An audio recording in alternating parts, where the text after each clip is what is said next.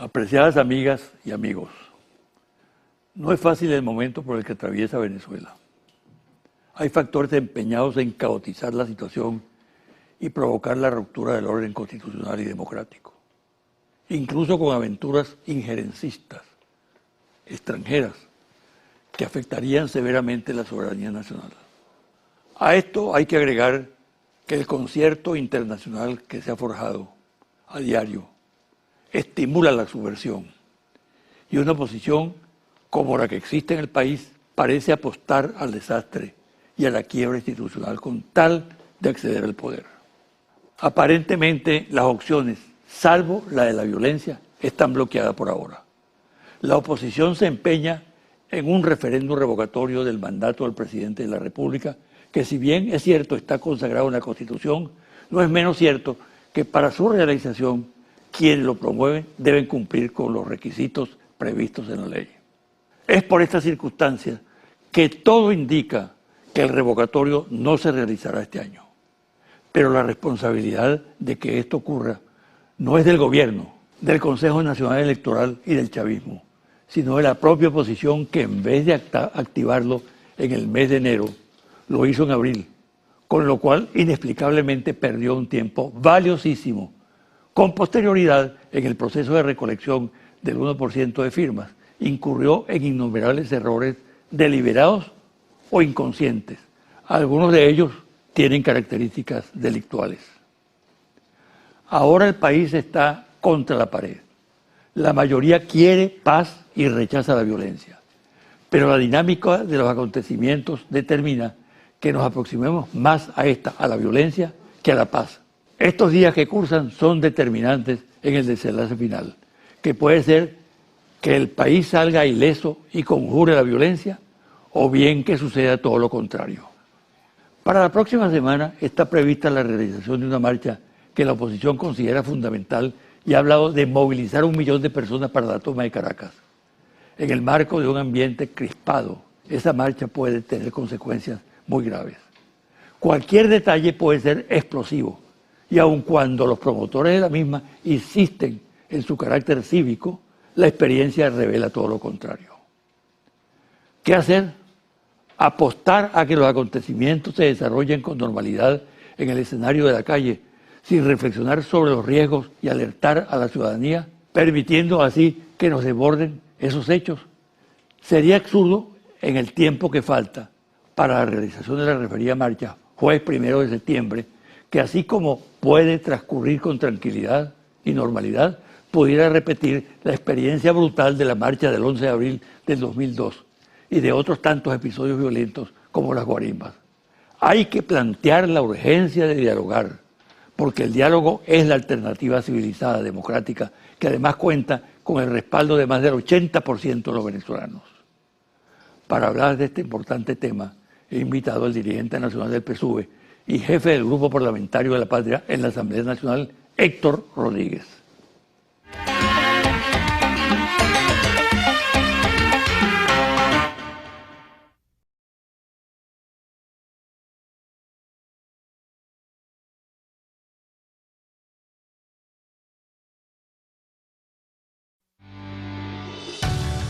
Estás viendo José Vicente Hoy.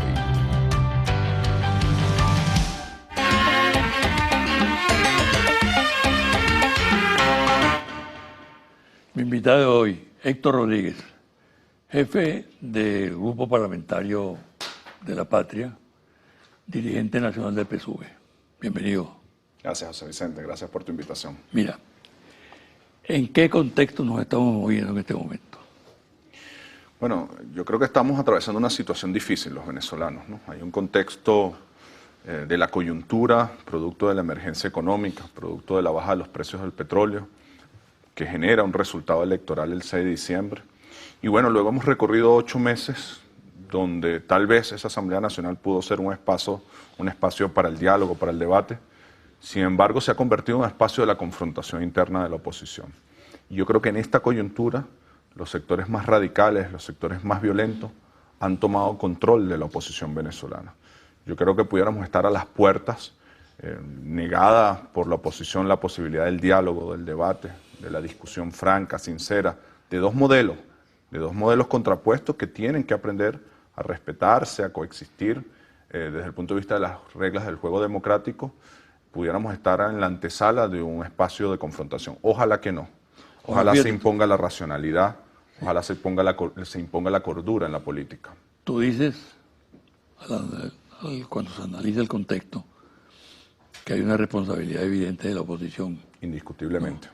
¿Qué responsabilidad también tiene el chavismo en su lado? Yo, por el contrario, creo que el chavismo ha actuado con mucha cordura, con mucha precaución. Si uno evalúa el comportamiento del presidente Nicolás Maduro, producto del resultado electoral, convocando al diálogo, primero reconociendo los resultados electorales, convocándolos en la Asamblea Nacional a dos diálogos, un diálogo por el tema productivo, a la mesa por los sectores productivos, y otro diálogo por la Comisión de la Verdad, ninguno aceptado, insistiendo nuevamente a través de la UNASUR, insistiendo nuevamente convocando a los expresidentes, insistiendo nuevamente aceptando la participación del Papa. Yo creo que ha estado una actitud reiterada de dialogar, de debatir, de discutir. Sin embargo, creo que la oposición se ha encerrado en su propia trampa. Ellos han ido creando un sector de la sociedad, un odio, una rabia, un nivel de violencia, y no logran salirse de esa misma trampa. En su trampa de tener que hablarle a su sector más radical, no les permite. Tal vez los jefes, creo que aguas abajo puede haber sectores que dialogan, que se acercan, que quieren, y creo que nuestra obligación es insistir.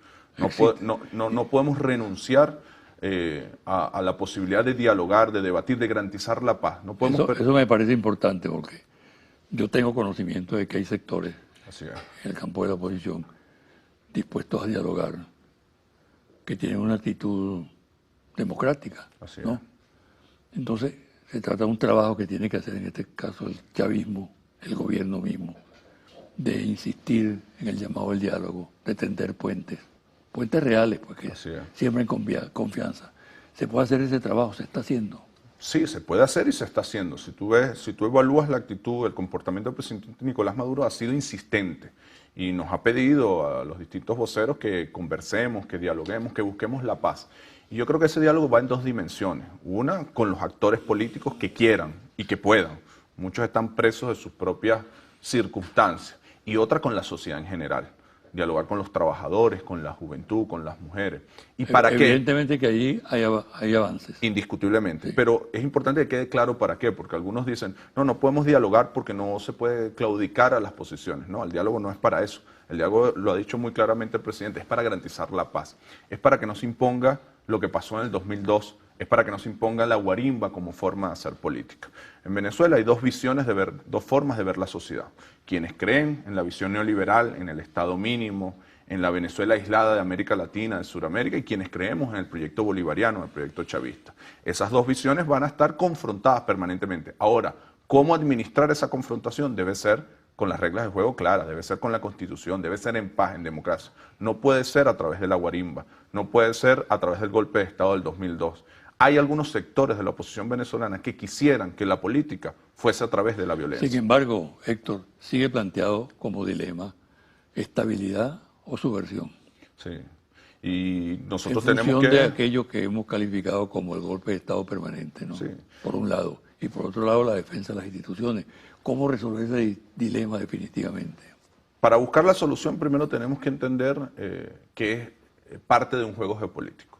No podemos sacar del análisis, José Vicente, que Venezuela es la principal reserva petrolera del planeta. No podemos sacar del análisis que las 4 o 5 guerras que dirige el Premio Nobel de la Paz están sobre reservas energéticas. Irak, Afganistán, Libia, Siria, Ucrania. Es decir, efectivamente nosotros tenemos que mantener una línea de diálogo nacional, de debate nacional, de estabilidad nacional, pero no podemos olvidar que hay actores internacionales que influyen de forma contundente en la agenda de la oposición venezolana. ¿Ha sido eficaz la política exterior del país para neutralizar esos factores? Yo creo que ha sido muy eficaz, muy productiva. Y el mayor ejemplo es que con toda la ofensiva, no es poca cosa, tener al presidente del imperio norteamericano declarando él personalmente que hay que salir del gobierno del presidente Nicolás Maduro. Tener al jefe del Comando Sur, que hayan firmado un decreto que declara a Venezuela como una amenaza a los Estados Unidos. Una cosa que uno pudiera decir, bueno, eso parece un chiste, pero si lo analizas en los antecedentes de lo que ha significado para los Estados Unidos, sabes que no lo es. garantizar después de todos estos años de batalla la paz en el país, yo creo que es la mayor muestra de ese éxito. Pero te decía, hay que analizar, sí, a la oposición y hay que dialogar con ella, pero hay que analizar el contexto geopolítico y hay que analizar la coyuntura. Estás atravesando una emergencia económica producto de la baja de los ingresos petroleros y esa es la principal dificultad de los venezolanos. Esas tres dimensiones hay que atenderlas en cualquier posibilidad de salida política de esta emergencia. ¿Cómo atendemos la emergencia económica? Yo creo que es acertada la línea de trabajo que ha marcado el presidente Nicolás Maduro de levantar la producción, de defender los precios petroleros internacionalmente.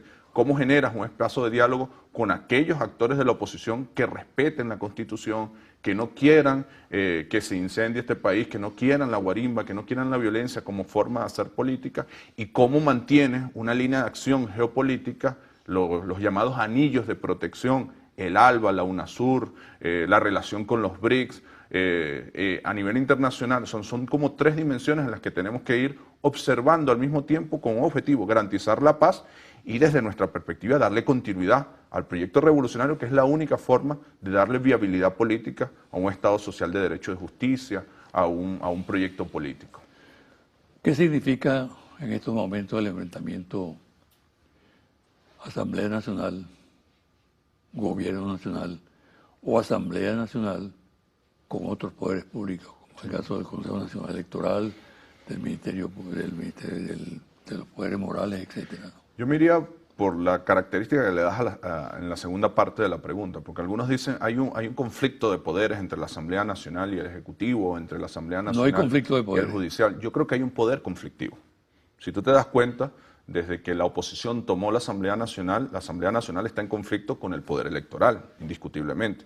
Está en conflicto con el Poder Judicial, está en conflicto con el Poder Ejecutivo, está en conflicto con el Poder Moral, está en conflicto con el Poder Militar, está en conflicto con el Poder Popular. Es decir, llegó a la Asamblea Nacional una fuerza política que es contrarrevolucionaria, que quiere desmontar el Estado Social de Derecho de Justicia, que quiere desmontar las misiones, que quiere desmontar una forma de ver la sociedad. Entonces, más allá de un conflicto entre un poder y otro, hay un poder que es conflictivo, que no está... La Asamblea Nacional pudo, en estas circunstancias especiales en las que estamos viviendo, haber sido un espacio de diálogo, un espacio de encuentro, un espacio de debate, un espacio de convocar a todos los sectores de la sociedad para superar esta coyuntura. ¿Qué la condujo a esta? Sin embargo, cuando tú evalúas, yo creo que varios errores. Primero, ¿quién pusieron a dirigir la política? ¿Quién dirige la política de la MUD y quién dirige la política de la Asamblea Nacional?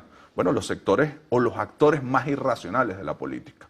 Ramos Ayú representa la forma más atroz de hacer política en Venezuela. Tú la conoces muy bien, la has estudiado muy bien. La forma de las desapariciones forzosas, del disparen primero y averigüen después, de la suspensión de garantía, de los bachilleres sin cupo, de la población flotante, de la ley de vagos y maleantes. Y eso no solamente mientras fueron gobierno, mientras fueron oposición contra Chávez, también fue la forma más atroz, más grosera, más irracional de hacer política. ¿O acaso no es Ramos Ayú la figura que desconoce el resultado electoral del referéndum revocatorio contra el comandante Chávez y que hoy todavía estamos esperando las pruebas? ¿No es Ramos Ayú la figura que más grosera de hacer la política venezolana? Bueno, pusieron a esa figura a dirigir la Asamblea Nacional y estos 8 meses han sido eso. La Asamblea Nacional no solamente se ha deslegitimado legalmente, sino que se ha deslegitimado políticamente, que es hoy la Asamblea Nacional y que era hace 8 meses, con un contundente triunfo, nadie lo puede negar. Ahora, han ido diluyendo la fuerza política que acumularon el 6 de diciembre, producto de su propia torpeza, producto de no entender el momento político y también, yo creo, producto de las contradicciones internas. Si tú evalúas estado por estado lo que está pasando políticamente en la oposición, casi todos los diputados de la oposición son precandidatos a gobernador.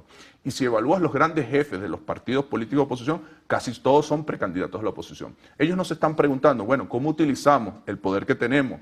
Las 50 alcaldías, las 3 gobernaciones, la Asamblea Nacional, los poderes fácticos que controlan, para ayudar al país, sino que están diciendo, bueno, ¿cómo utilizo donde estoy para ganar la pelea interna en el espacio más radical de la oposición para yo ser el posible candidato en unas circunstancias electorales? ¿Tú crees que esa actitud es irreversible?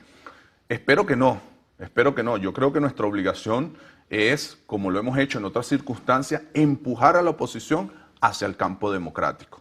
empujar y aislar a los más violentos, a los irracionales, e irla empujando al juego democrático, a respetar la Constitución, a respetar las reglas del juego, a rechazar la guarimba, la violencia como forma de hacer política. Más allá de lo que creamos, Pero es la ellos dicen obligación. que respetan la Constitución. Bueno, indiscutiblemente no la respeta. Si yo soy representante de un poder y no respeto los demás poderes, no respeto sus decisiones, no respeto sus facultades constitucionales, no la estoy respetando.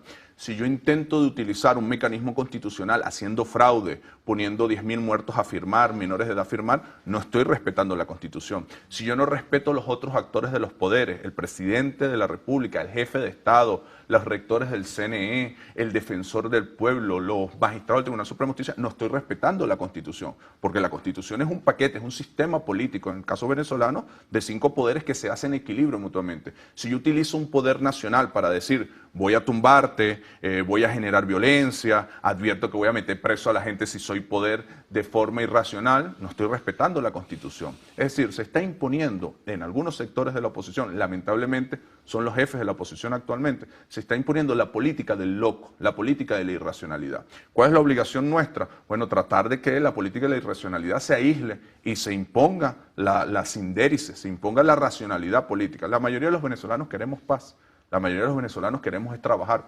La situación que estamos viviendo, José Vicente, no se resuelve con referendo, con carta democrática, se resuelve trabajando y produciendo. Es como si fuésemos una gran familia y tuviésemos un problema, nos botaron del trabajo. No nos podemos poner a pelear, nos tenemos que abrazar, proteger y ponernos a producir, echar para adelante. Así somos los venezolanos y las venezolanas.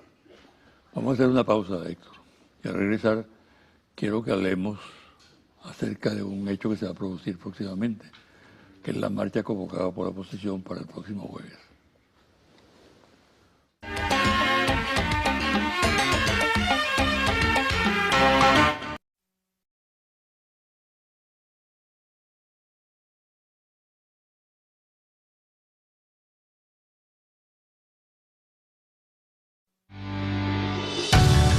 Estás viendo José Vicente Hoy.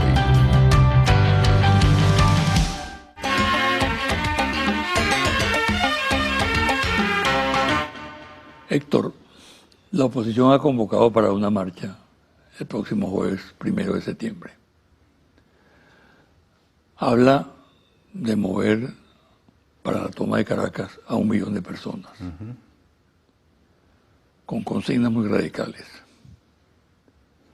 ¿Está haciendo uso del derecho a manifestar la oposición o por el contrario se trata de una modalidad subversiva más? Sí. Yo creo que esa pregunta hay que analizarla en varias dimensiones. La primera, la dimensión histórica.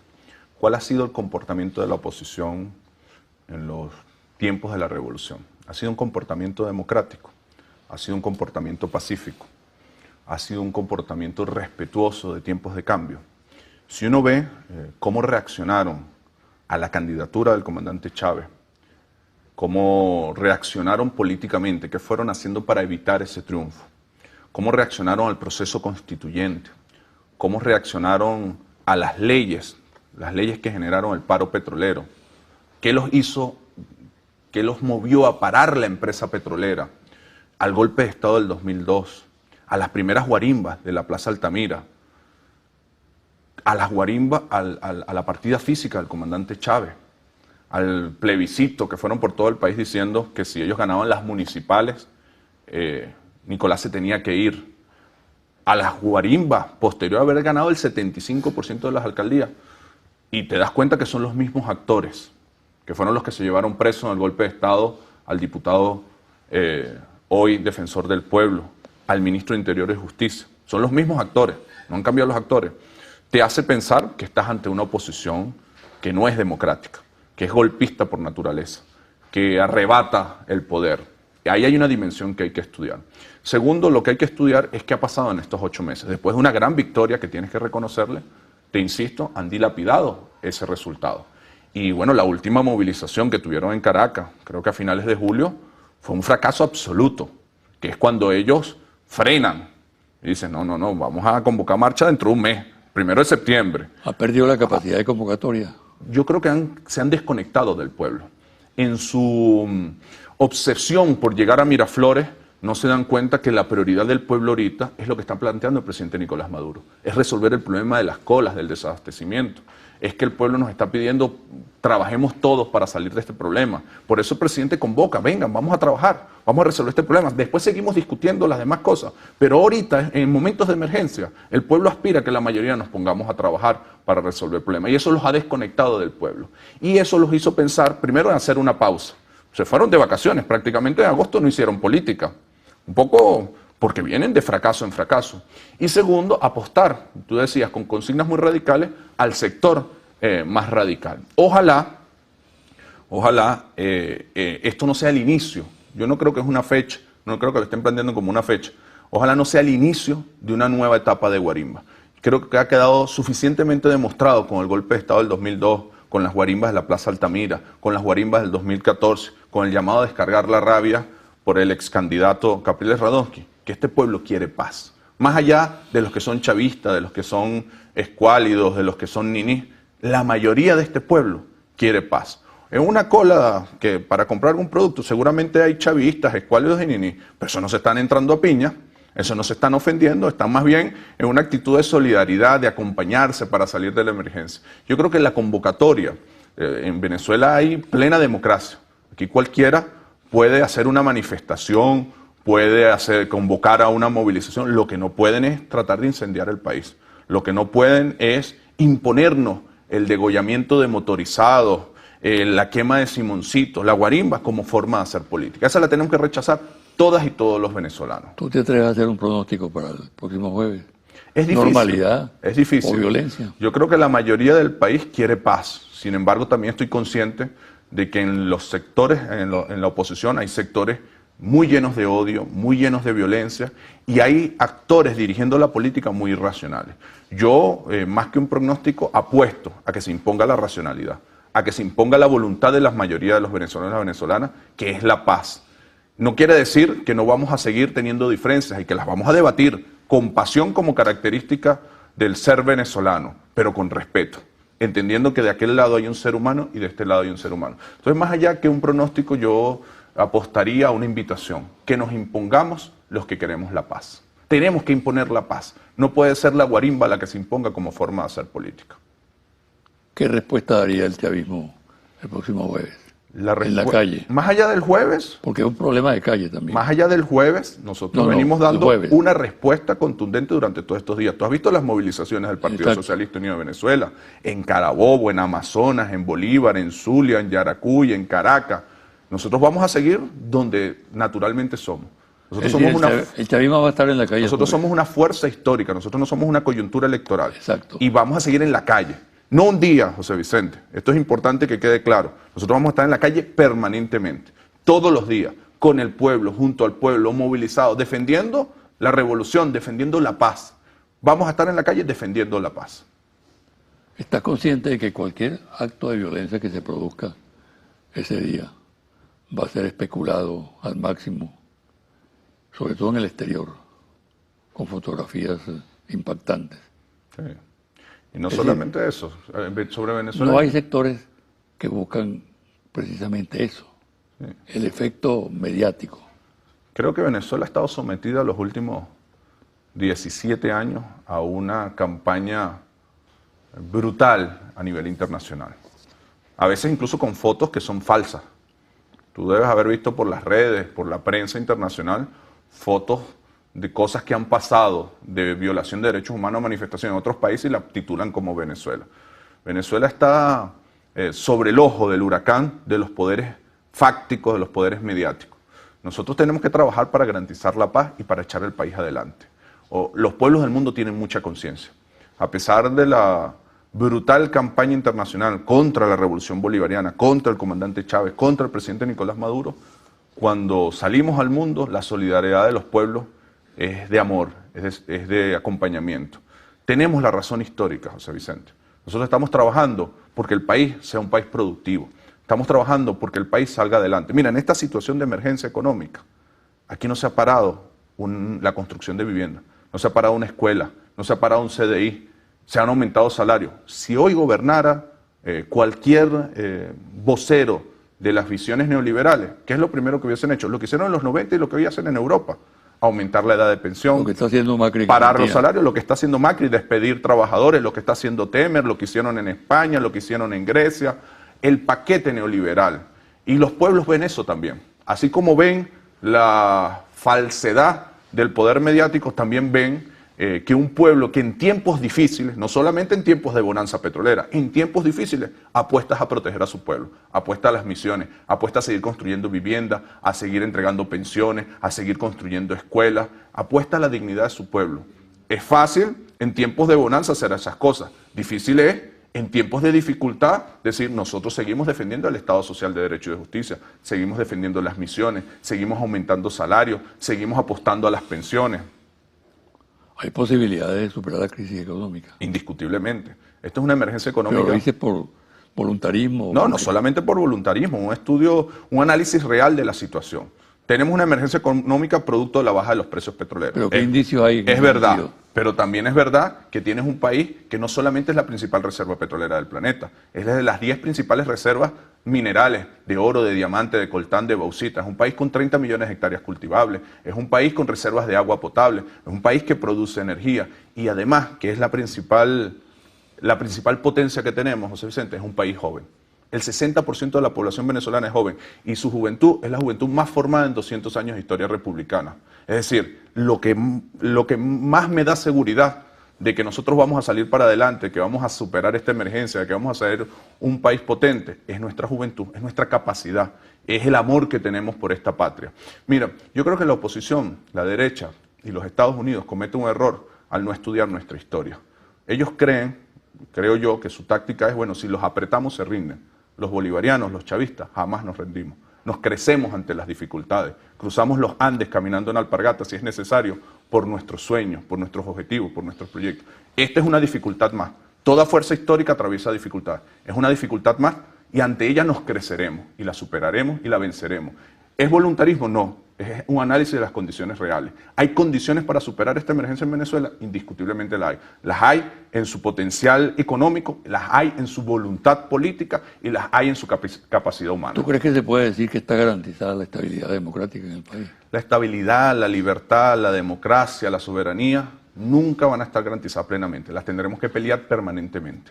Ahora, lo que sí te puedo decir es que hay una generación formada por Chávez que está dispuesta y tiene la capacidad para defender la estabilidad, para defender la democracia, para defender la soberanía y para echar este país adelante. Yo creo que la mayor garantía está en su pueblo, un pueblo muy consciente. Lo que hemos estado sometidos estos últimos 3 años, la partida física de Chávez, que no es poca cosa, las guarimbas, la guerra económica, es para que cualquier pueblo hubiese estallado. Y es a lo que ellos apostaron, no un caracazo, un guarenazo. No, aquí hay un pueblo muy consciente, muy organizado, muy capaz y con mucha claridad política en lo que nos corresponde. Sí estamos atravesando tiempos difíciles, pero sí somos capaces de superar estos tiempos difíciles y vamos a hacer lo que nos corresponde hacer. Se quiere lanzar sobre el país una capa de pesimismo que induzca a la desmoralización. ¿Qué respuesta tiene eso? Sí, sobre todo en la juventud, que aquí no hay futuro, de que aquí hay que irse del país. Y yo creo que la juventud ha respondido y el pueblo en general ha respondido con mucha conciencia histórica, con mucha conciencia política. Cuando una familia está en tiempos de dificultad, ahí es cuando uno demuestra su amor por la familia. Uno no se va de la casa en los tiempos de dificultad. Cuando en la casa la familia está en tiempos de dificultad, uno dice, bueno, me resteo más. Yo creo que ante esa campaña que hay, psicológica, mediática, por tratar de desmoralizar a nuestro pueblo, la respuesta ha sido el pueblo que has visto en la calle. Con tiempos difíciles, sí, con una alegría, con el pecho hinchado, con decir no nos rendimos. Bueno, si hay un tiempo de dificultad, vamos a embraguetarnos. Nosotros somos capaces, podemos superarlo. Yo creo que más allá, más aquella campaña que se dio en los 90, de que ya el fin de la historia se acabó, no hay nada que hacer, y Venezuela fue la que demostró cómo que no hay nada que hacer. Te diría como dijo la joven diputada de Guárico y lo ha tomado el partido, Rondón todavía no ha peleado.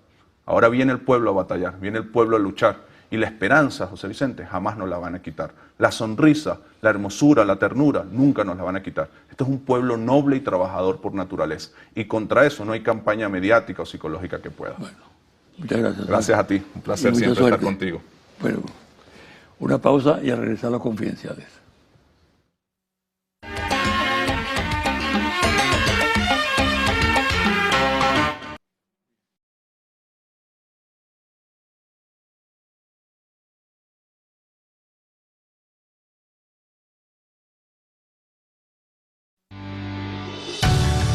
Estás viendo José Vicente Hoy.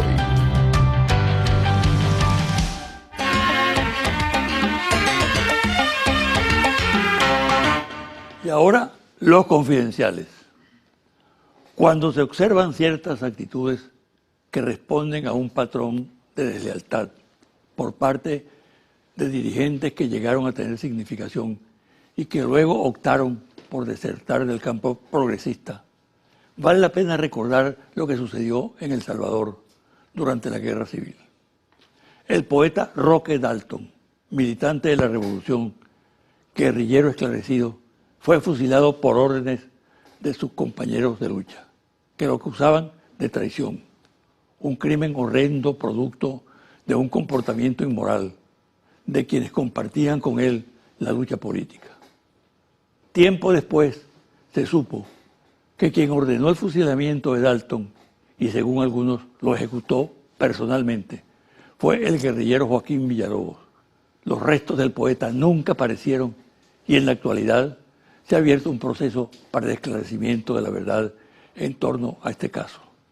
Villalobos trabaja hoy para los servicios de información y contrainformación de los Estados Unidos, organismos de inteligencia, de seguridad, que por cierto, un poema de Dalton fue premonitorio en la denuncia del vil asesinato. Comillas: cuando sepas que he muerto, no pronuncies mi nombre, porque se detendrá la muerte y el reposo. Cierre comillas. Las tensiones y dudas con motivo del llamado de la MUD a una marcha sobre Caracas para el próximo 1 de septiembre aumentan en los niveles de dirección del organismo. Hay un grupo que considera temeraria la convocatoria, dado que estima difícil realizar la movilización cuando todas las que hasta ahora ha realizado resultaron un fracaso. Hay otro grupo que piensa que el problema estaría en que el control de una multitud como la que aspira a reunir la MUD es muy difícil, dadas las tensiones que existen en el país y a la certeza de que hay la disposición de grupos extremistas interesados en provocar un choque con la fuerza pública y con el chavismo. En la MUD sigue avanzando y provocando constante preocupación el tema de la candidatura presidencial. Cualquier actitud que se adopte en el organismo coordinador de la oposición está marcada por el tema, también por el de la rotación en la presidencia de la Asamblea Nacional, aun cuando existe un pacto para que el próximo presidente del legislativo sea Julio Borges. Los seguidores de Ramos Ayud se mueven con intensidad e incluso empiezan a utilizar encuestas que le otorgan favoritismo evidente a la figura del secretario general de AD en desmedro de otros aspirantes. No obstante, Julio Borges mantiene su aspiración y exige que se cumpla el acuerdo, invocando además el argumento de que su partido, Primero Justicia, es la primera fuerza de la oposición. Cuando se habla de delitos, por ejemplo, asesinato de personas, la información de los medios siempre atribuye la autoría de estos a sicarios o a paramilitares. Pero lo cierto es que vienen ocurriendo crímenes que tienen un claro origen político. Ejemplo, últimamente y en diferentes circunstancias fueron asesinadas las siguientes personas: Elizabeth Aguilera, dirigente social militante del PSUV en la Cota 905, Caracas.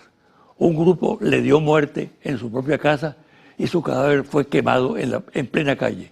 Un segundo caso fue el del coronel ejército Mariano Mosquera Ugarte, asesinado en Valencia, Estado Carabobo, abogado, juez militar que tuvo en sus manos varios casos de personas vinculadas a la política. Y un tercer caso es el de la concejal del PSUV y luchadora social en Cagua, Estado Aragua, Shirley Guilarte. Están investigando los organismos policiales y la seguridad del Estado con seriedad y con la urgencia debida a estos crímenes, donde el dato político es fundamental. El presidente de Argentina, Mauricio Macri, quien apenas tiene 8 meses en el gobierno, tiene repudio creciente en el país por las medidas económicas y sociales neoliberales que aplica por el desprecio hacia la causa de los derechos humanos y la represión que ha desatado contra el movimiento popular. Ahora está negociando con los Estados Unidos la instalación y funcionamiento de 2 bases militares en suelo argentino. Ante esta situación, ya muchos se plantean en la región si acaso las políticas neoliberales de la derecha son la alternativa o por el contrario es volver al pasado de crisis económica y social y de agresión a los derechos humanos que ya vivió Latinoamérica. Los Estados Unidos están trabajando en la ampliación de sus políticas en la región con operaciones clandestinas, pese a que siendo los temas pautados son la paz, la seguridad y defensa, narcotráfico. Participan activamente, sin embargo, sus especialistas en asuntos estratégicos, asesores militares y sobre todo la Agencia Central de Inteligencia CIA con fines políticos y desestabilizadores, operando con base en Colombia, lo cual convierte a este país en epicentro de esa política con miras a extender hacia otros países de la región. Acompañando en estas políticas y doctrinas militares está la estrategia del Comando Sur en América Latina, que mantiene enfoques muy bien definidos. Según su jefe, el almirante Kurt W. Titt, se vienen monitoreando las actividades de China y Rusia, además de la influencia de Irán en la región, así como el flujo de ilícitos, armas, personas, desastres naturales y crisis humanitaria. Confidencial al cierre, Interlaces. Confidencial al cierre, reporte ejecutivo. Ficha técnica, 1.418 entrevistas directas en hogares en 22 estados del país, del 1 de agosto al 8 de agosto de 2016. Resultados, índice general de desabastecimiento en hogares. Número 1. El índice de desabastecimiento en el hogar, elaborado por Interlaces, revela una importante desaceleración al pasar del 45,20 en julio a 41,50 para la segunda semana de agosto, lo que quiere decir que aumenta el 3,7 el porcentaje de productos disponibles en el hogar. Número 2. El índice de desabastecimiento en el hogar de Interlaces evalúa 42 productos de la canasta alimentaria normativa que tienen mayor incidencia en la conflictividad social y en la valoración de gestión del gobierno nacional. Número 3. La reducción del desabastecimiento se explica por la mayor disponibilidad de los siguientes productos: pan, salsa de tomate y papel higiénico, los cuales se ubicaron por debajo del promedio nacional de desabastecimiento en agosto. Número 4. Las regiones menos abastecidas del país son la región oriental con 51,7%, la región Los Llanos con 47,86%. Número 5. Por nivel socioeconómico, los hogares más humildes declaran 48,73% de desabastecimiento, mientras que los hogares más ricos disponen de más productos con un nivel de desabastecimiento de solo 21,58%. Los hogares del nivel socioeconómico B declaran 26% de desabastecimiento y 37% los hogares del nivel C, mientras que el nivel D manifiesta 43% de desabastecimiento. En el hogar se impone entonces una revisión de la efectividad de los programas sociales dedicados al abastecimiento de alimentos en los sectores más pobres del país. Número 6. La investigación de Interlaces revela también cuáles son los 5 productos que más buscó y no consiguió el venezolano durante la segunda semana de agosto: jabón de baño, de desodorante, pasta dental, champú y papel higiénico. Número 7. En conclusión, la espiral de desabastecimiento en el país se ha venido estabilizando en torno al 41%, con tendencia a la baja, debido principalmente a la actualización de precios de los principales productos de la canasta básica del venezolano. Número 8.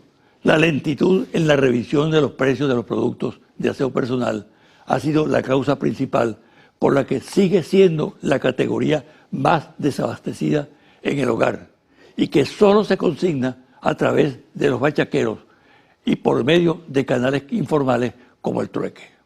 Hasta aquí el programa de hoy. Me despido hasta el próximo domingo a las 9 de la mañana por su canal Televen.